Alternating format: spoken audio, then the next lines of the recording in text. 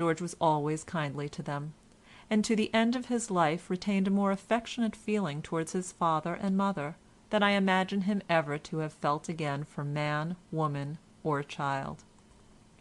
George's visits to Paleham were never long, for the distance from London was under 50 miles, and there was a direct coach, so that the journey was easy. There was not time, therefore, for the novelty to wear off either on the part of the young man or of his parents.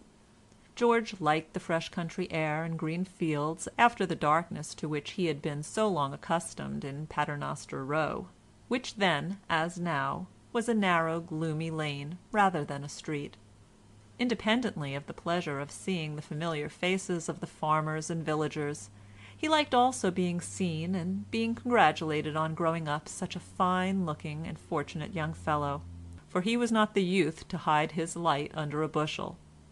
His uncle had taught him Latin and Greek of an evening. He had taken kindly to these languages, and had rapidly and easily mastered what many boys take years in acquiring. I suppose his knowledge gave him a self-confidence which made itself felt whether he intended it or not. At any rate, he soon began to pose as a judge of literature, and from this to being a judge of art, architecture, music, and everything else, the path was easy. Like his father, he knew the value of money, but he was at once more ostentatious and less liberal than his father. While yet a boy, he was a thorough little man of the world, and did well rather upon principles which he had tested by personal experiment and recognized as principles, than from those profounder convictions which in his father were so instinctive that he could give no account concerning them. His father, as I have said, wondered at him and let him alone.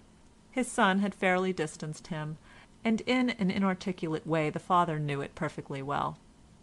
After a few years he took to wearing his best clothes whenever his son came to stay with him, nor would he discard them for his ordinary ones till the young man had returned to London.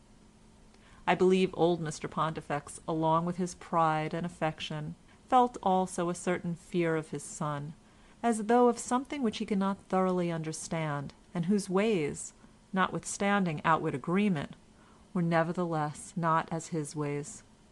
Mrs. Pontifex felt nothing of this. To her George was pure and absolute perfection, and she saw, or thought she saw, with pleasure that he resembled her and her family in feature as well as in disposition, rather than her husband and his. When George was about 25 years old, his uncle took him into partnership on very liberal terms. He had little cause to regret this step. The young man infused fresh vigour into a concern that was already vigorous, and by the time he was 30 found himself in the receipt of not less than £1,500 a year as his share of the profits. 2 years later he married a lady about 7 years younger than himself, who brought him a handsome dowry. She died in 1805, when her youngest child, Alethea, was born, and her husband did not marry again. End of chapter 2. Recording by Rhonda Fetterman.